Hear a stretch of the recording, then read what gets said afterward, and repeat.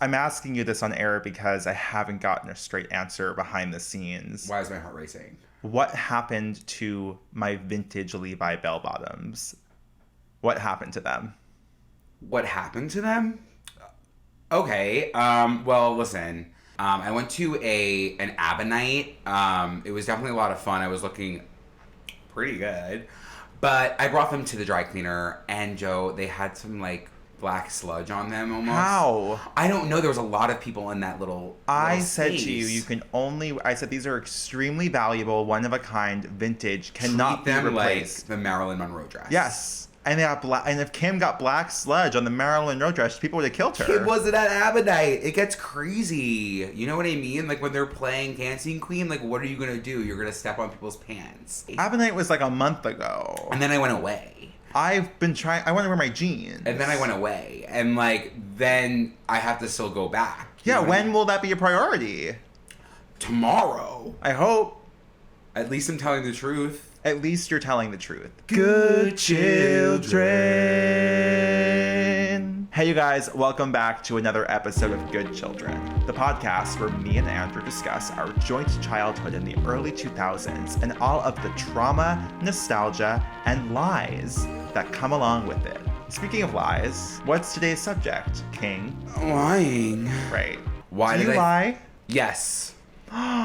He told the truth. Isn't that kind of crazy? I can tell you in high school, I had an obsession with lying. I was lying like it was my full-time job, and it was. Yeah. I think the moment I discovered the internet, I was like, oh, I can lie here all the time. What were you lying about on the internet? You know exactly what I was lying about on the internet. I discovered Instagram, and it was game over. You were creating a life for yourself that you didn't have. I was manifesting a dream life. And look where we are now, again, doing a podcast in our living room. It's amazing. It's kind amazing. of a dream. It's kind a of dream. a dream. It's a dream. But yeah, I discovered Photoshop very young. I learned that trade the moment I could. Yeah. And I immediately was going to the Oscars. You know, I was posting to Instagram. People were upset about that, Joe. Like, people were like, Joe's not at the Oscars. And I was like... Were you defending me? Yeah, of course I was going to defend you. I was going to tell people that you're at the I Oscars. kind of don't believe you. No. Am I lying? I don't know. I'm actually not lying. People ask me, like, is Joe at the Oscars? And I was like, yeah, he's in California. I was like, where am I going to go with this one? But again... I was also a huge liar. Yeah. A huge liar. Yeah, right. I pretended to be at the Oscars. Mm-hmm. I pretended to be at the VMAs. I pretended to be friends with Miley Cyrus. I pretended to know Kylie Jenner. I pretended to go to the International New Zealand Music Festival Awards. I made that one up. That one's a stretch. You haven't been out of the country. Okay, so like I made that one up, and I just posted one day after I finished high school that I was at INZMFA. And I said, see you yesterday, because I was in New Zealand. That's creative, though. Thank you. You're welcome. I can't even believe you were posting. And people believed it. People were like, I'm so jealous. Of course, people believe sometimes anything that's on the internet, which is sad. Sad, and a lesson here. It's a huge lesson. Don't believe everything that you see on the internet, because chances are it's not real. And I think it's hard for us to lie in this space because, again, like, I'm not lying on this. I'm going to be authentic. We have no choice. And I find myself actually contradicting sometimes everything that I'm saying. Every word out of your mouth. So we just give you the whole range. I'm like, okay. A little something for everyone. Like, anyone who needs to hear something, you're ready to say it. It's kind of like, was the dress blue or was it Don't gold? Fucking start this millennial bullshit. This BuzzFeed bullshit. That BuzzFeed bull. Speaking of BuzzFeed and lying, my entire career at BuzzFeed was a complete lie.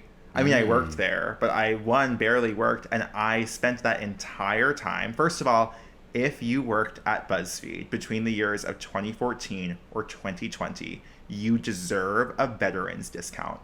Beyond belief. Like, almost front-of-line access. Yeah. Because that was some of the craziest shit.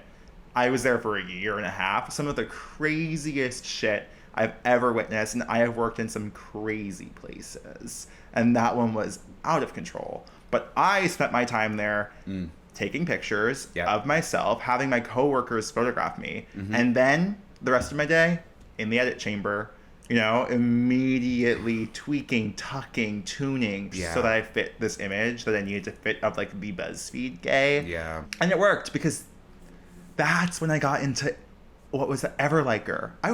What's Everliker? You know what Everliker is. Do you remember that bot I had, that robot? Oh.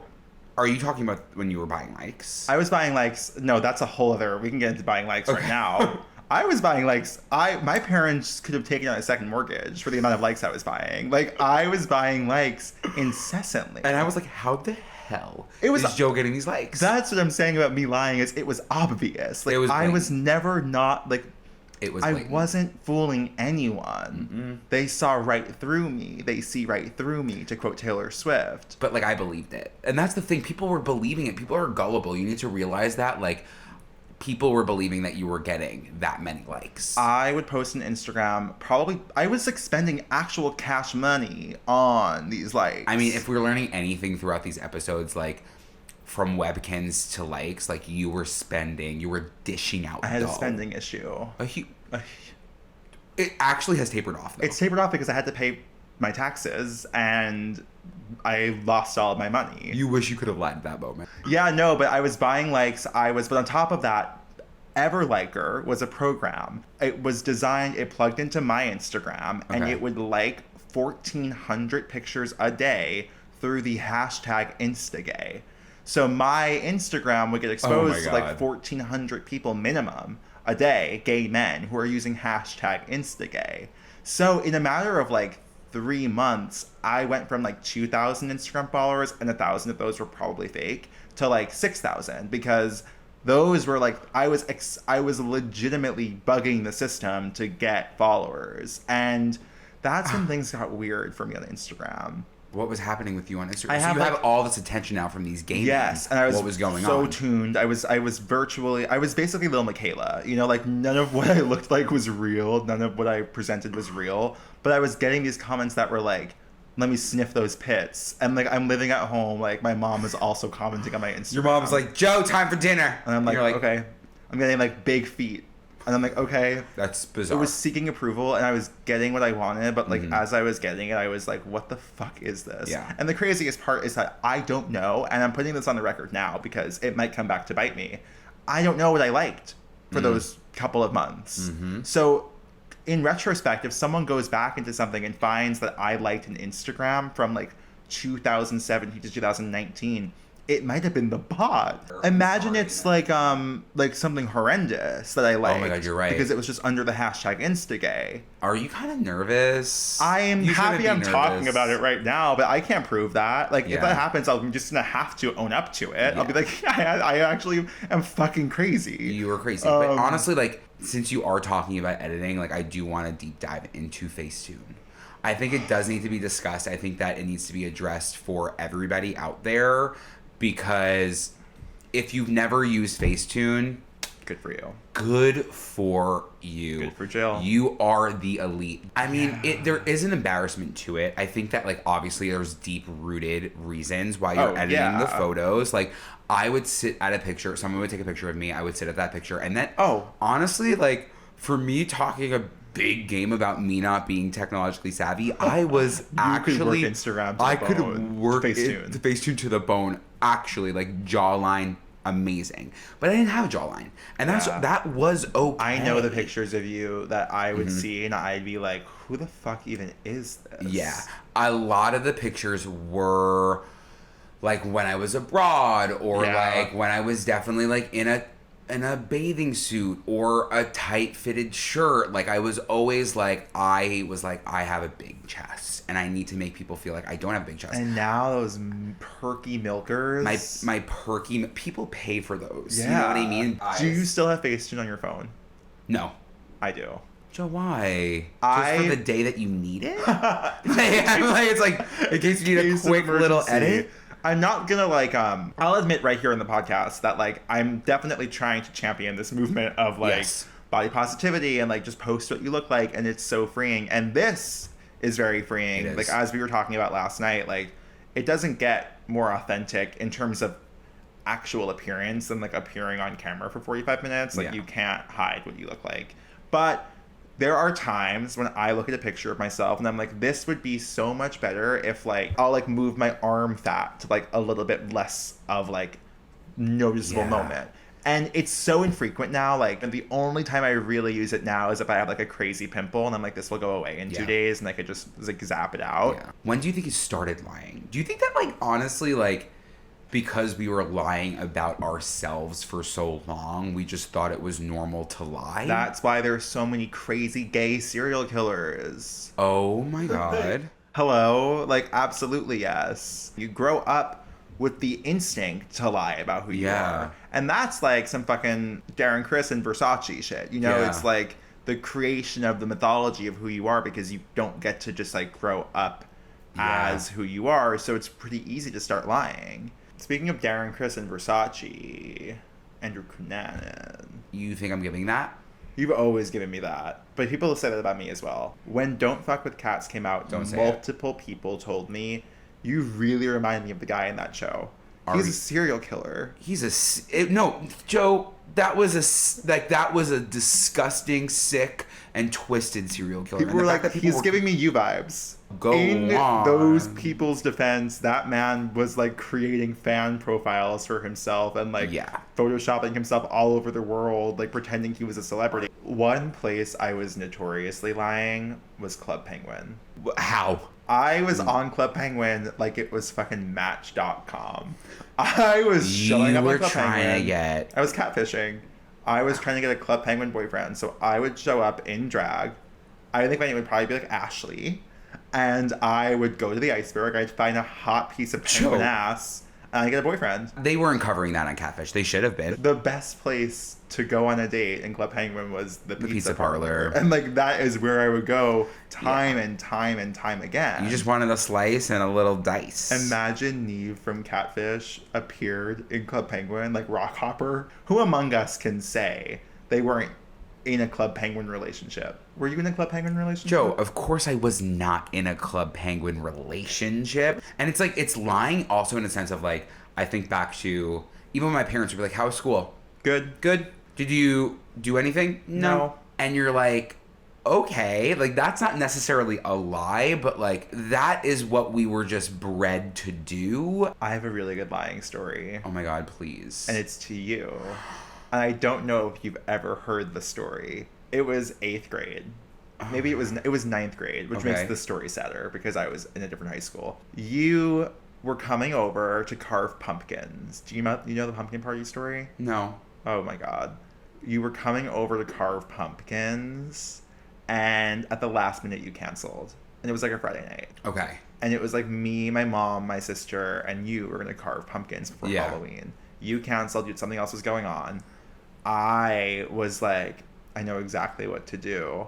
And like photoshopped a picture of like a bunch of pumpkins, like a million jack-o'-lanterns, and like posted all of them to my Facebook and was like, annual pumpkin party, and like didn't tag anyone, but I wanted you to think that like I had a bunch of friends that were over and like you missed it because it was actually like me, my mom, and my sister. Wait, Joe. Yeah. That's kind of crazy. That's the kind of lying I do actually remember that picture. The pumpkin party? And I think that I was looking at more and be like, wait, those are kind of like stunning. I was like, wait, everyone ever popped off making those pumpkins? Yeah, no, like we had such different relationships to like those things. Like I was like Keira Knightley staring out at the sea, and you were like, that's great. I was like, that's amazing. I was like, I hope he hurts. My lying was more like, I don't want to hurt others. You didn't want to hurt others because you wanted to make sure that others people liked me. You. 100%. Yeah. 100%. I think that yours was, you didn't really care if other people liked you. I think I care. I think the same exact thing. Yeah. But I was like, the way I'll get people to like me is like by lying, by presenting this like version of me. You gonna talk about Royal? Oh my God. Are you gonna talk about Royal? Royal Hegyes. Yeah. Obviously, in senior year of high school, 2013-14, I discovered Wes Anderson, and I immediately was like, this is my new personality. I was obsessed with the Royal Tenenbaums, and Lord's Royals had also coincidentally came out that same time. I hated the name Joe. This is part of the lying, the whole like identity lying thing. I hated my name because I thought it was such a lowbrow name to have, and I was like, because everyone on Long Island, his name is Joe. Every other person is Joe, yeah. And I said, oh, I know the perfect thing to do. Let me just start calling myself Royal. Let me just rebrand into Royal. Senior year of high school, where I had, again, was a loser freak who sat in the last table of the cafeteria with my 4 friends. And I was like, I want everyone to call me Royal. I think Royal is what changed my life, because Royal gave me the opportunity to kind of explore a different, like, sense of self-expression. I got my American flag tapestry. Like, Urban Outfitters was at its peak at that point. American Apparel was at its peak at that point. I had put my Hunger Games blog behind me. I was looking ahead to an aesthetic blog at this point, and I said, this is my chance to rebrand before college. Miley had released We Can't Stop. I was pretending to smoke weed. So there was this whole new brand of me coming to fruition at the end of high school. The amount of people who signed my yearbook, Dear Royal, when I, at some point in my life, potentially have children and grandchildren, and they point and say, who's Royal? Who the fuck is Royal? And I'm going to say, oh, that's alter me. Ego? My alter ego in high school that I made everyone call me Royal. Again, I think it helped. It was kind of my Miley Hannah moment. It helped me step outside of who I was to become who I wanted to be. Beyonce did that with Sasha Fierce.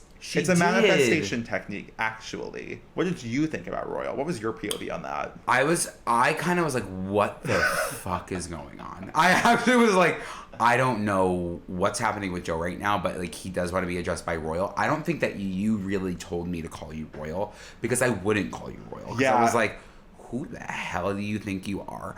But I kind of got your vision. Yeah. I kind of have always appreciated your vision. So I was like, you know what? If this is what he wants, he's going to do it regardless of my say or not. So I'm going to let him be his little royal self, but we'll never be like royal. You sound like my mother. Yeah. Sometimes I do feel as if though I birthed you.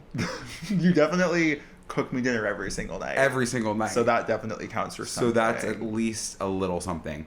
I will say, like, transitioning from your lie in high school to my lie in high school, French horn geek. I came clean about this to you maybe last week, and that was me being in a pyramid scheme. Holy fucking shit. In high school, I was a part of a pyramid scheme. Right. And I went to my father and I said, Dad, I need $. No, I'm so sick already. Dollars? I need $. For the starter kit. Andrew. Yes. I was selling, in my stature and everything, energy drinks. Vitamins, essential minerals, mangosteen, and aloe vera. Vima. You know it. You might have heard of it. And I was supposed to hold events. The only reason I wanted to be a part of this pyramid scheme is because I wanted a BMW. And if you made enough sales, you would get a BMW. Oh my gosh, I never told you this either, Joe. Like, this is kind of crazy that I did this, but I drove to a random man's house. No. I drove to a random man's house and I sat in his room and he was like... His room? His literal room. And he was like, hey, come over to my house. Like, we're gonna talk business. No. And we're gonna talk... And he had that BMW in his driveway. And it had #Vima on the side. And I was like, I want that.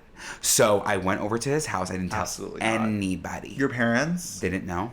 Andrew, you could have been dead. I know. Then it was like, okay, Andrew, like, I was also on... What was the lie you told your parents? Oh, I probably was like, I'm going to Joe's. Continue. And I went to the man's house and then I came back and then I was also going on, it wasn't Uvu, it was Skype with all of these people from around the world. And I was like, wait, they're really cool and funny and like hot. And yeah. Then I got to a point where I was not making any sales because I couldn't have people over my house and sell them these energy drinks. So now I have probably 150 energy drinks, these little vitamin shots. And I was like, I don't know what to do with this. I don't know what to do. So then I told my dad, I'm so sorry that it was $, but I can't do this.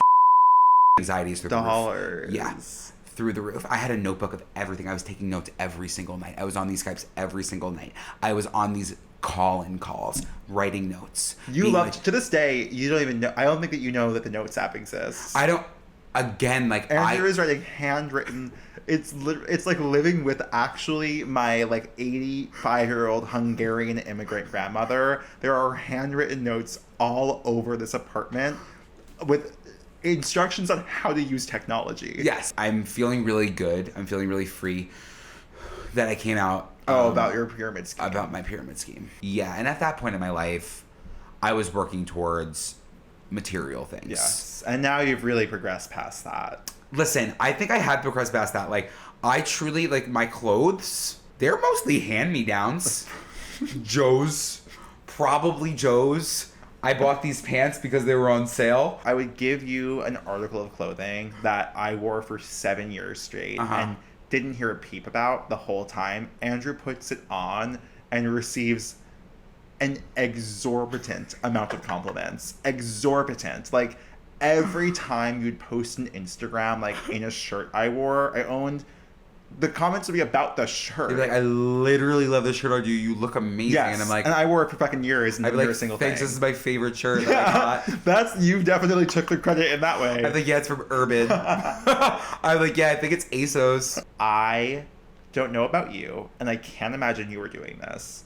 And I can't imagine you know this about me. Oh, jeez. The amount of TV shows and movies I lied about watching to fit in with everybody else. Twilight, every single movie, every single book, never read it. Breaking Bad, I went as a Breaking Bad character for Halloween. I had never watched a single episode of that show. I actually would have deep conversations with people about Breaking Bad, and I'd have to do research beforehand just in case they got too specific. You would SparkNote? Yeah, I would SparkNote it. Like, I do think that, like, it's sad that you were doing that, but, you know, my mom did tell me, she said, if someone says, you know, there's a movie out there, you just have to say, the book was better. I was always saying the book was better. You didn't even read books. Exactly. So, like, that Speaking was of the biggest books, lie. Where are any of the books I've given you in my life? How are you so careless with those things? The Abby Jacobson memoir and Catching Fire. They're literally in my closet. Catching Fire is in your closet right now? Catching Fire, like, you want $15? I'm sorry. Like, I lost Catching Fire. I read it in the 7th grade. Did you read it? I did read it. I didn't finish Mockingjay. Wasn't good. I did like Catching Fire. I read it at lacrosse camp. What would you say the worst situation I've ever put you in was? Okay. Was it the Long Island Hunger Games? Yeah. The Long Island Hunger Games were a series of IRL Hunger Games, flag football style, in the middle of the woods on Long Island, where like 12 to 24 Tumblr users who liked the Hunger Games and Andrew, who was not those things, participated in the physical challenge of legitimately playing the Hunger Games. We have made it so far. Doing really well. I remember so vividly the cornucopia was the most stressful experience of my life. The whistle blew. We had to run. We had to grab our own. We had to put our backpacks in the cornucopia. Yes. And it was like people might steal your backpack, and then you wouldn't have your phone. You wouldn't have a snack. You wouldn't have water. You'd have nothing if someone took your backpack. Nothing. So immediately I'm stressed out because of that. Mm-hmm. I am like, we were strategizing. I was, again, the entire time, like, sick to my stomach. I was like, why am I here?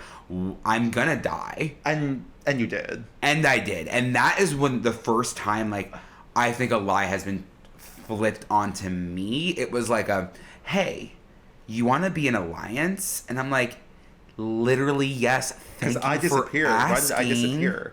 I left you alone. You left me alone. And I was like, I was just like, I didn't know what to do. And I was like, yeah, I'm vulnerable and like, I need somebody. So asked me, do you want to be in an alliance? And I'm like, yeah. He let it go for about 5 minutes. And then suddenly, dead. I was like on my own waiting to come back to Andrew. I look at my phone and I have a text, tribute Andrew Muscarella is dead. What the hell was that? Like, I was like, what the fuck happened? Like, what the fuck is going on? Like, running back through the woods trying to find Andrew. Like, no. That has to be, like, when Good Children becomes a TV show, the episode that is the Long Island Hunger Games is going to be batshit insane. It, like, the way that we can recount that in great detail. Oh, I remember every moment. Honestly, like, transitioning from the Long Island Hunger Games to what I felt was the Hunger Games was working maintenance at the ice rink. I think that actually, if we talk about this, they're going to invoice us. I think that they might. Because we did nothing at that job. So we were going into senior year. We were 17 years old. My dad was like, why don't you work a maintenance job? I'm like, yeah, I guess I can work maintenance. It'll build character. When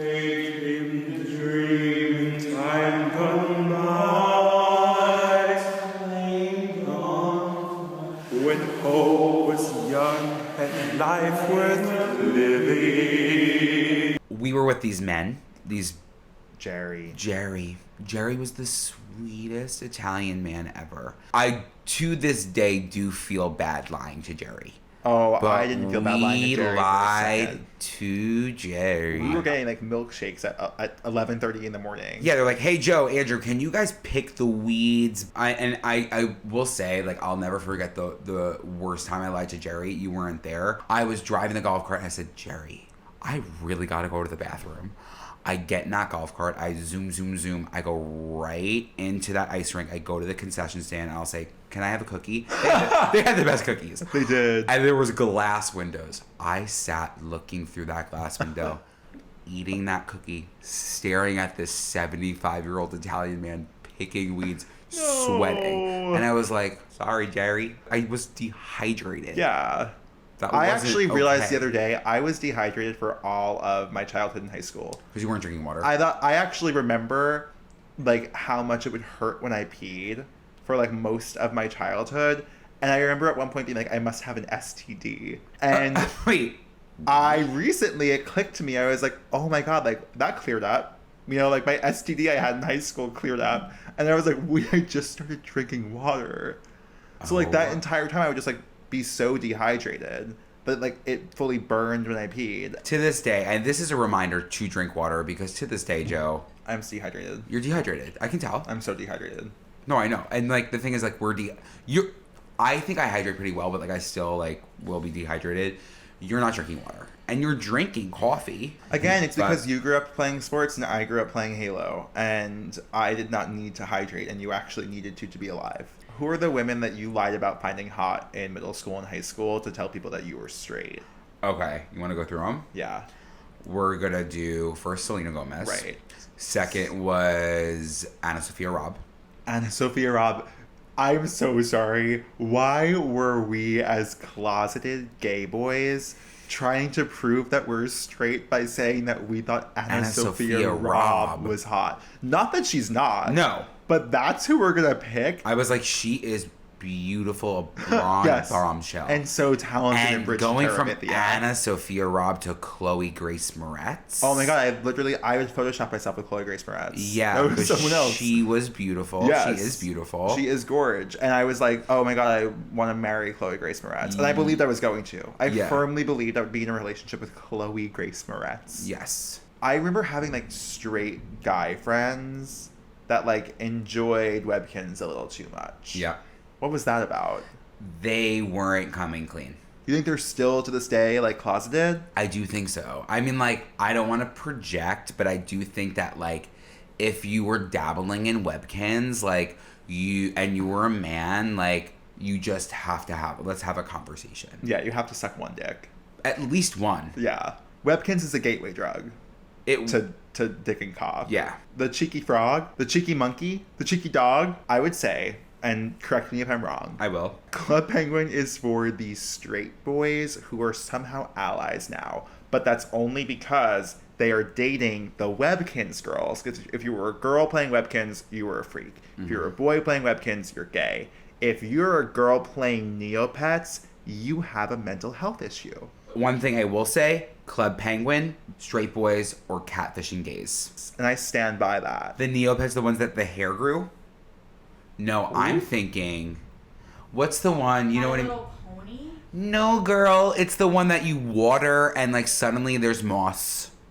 Chia Pets? That's what it was. It's amazing. It's like talking to a Martian. I guess it's time for a little snack yonk. I mean, you want to Come on, this is triggering. Rice Krispie treats. Something so simple that can be so delicious. And there's a lot of variations of them.